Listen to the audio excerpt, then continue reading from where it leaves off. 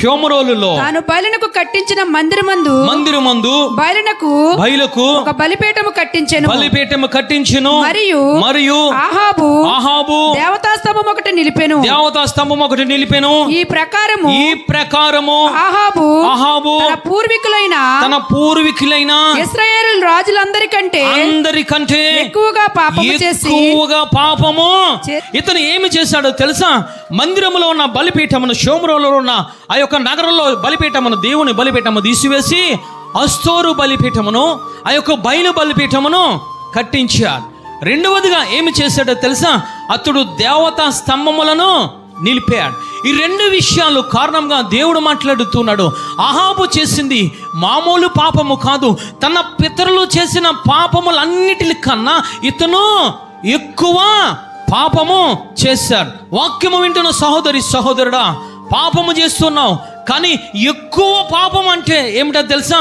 దేవుని బలిపీఠము లేకపోవడమే, దేవుని స్తంభముగా నువ్వు ఉండకపోవడమే ఆయన దృష్టికి బహు ఎక్కువ పాపమైన తెలియజేస్తూ ఉన్నాడు. అంటే ఇతను ఇశ్రాయేలు రాజ్యములో, ఇశ్రాయేలు దేశంలో ఏ బలిపీఠము ఉండాలయ్యానంటే, ఒకటి వాక్యం అనే బలిపీఠం ఉండాలి, రెండవదిగా ప్రార్థన అనే బలిపీఠం ఉండాలి, మూడవదిగా ఏమిటో తెలుసా?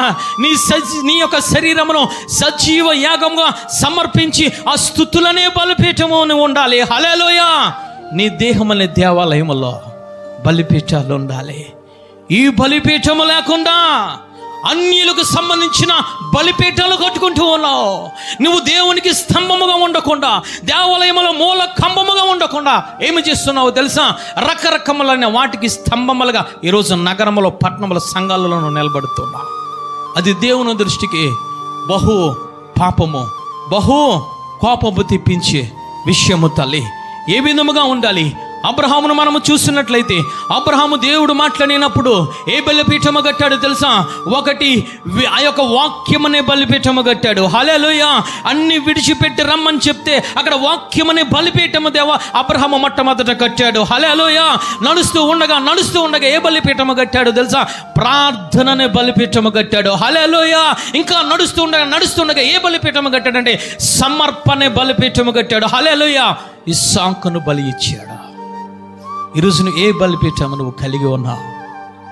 ఈరోజు బలిపీఠం ఉన్నదా, పడిపోయిందా?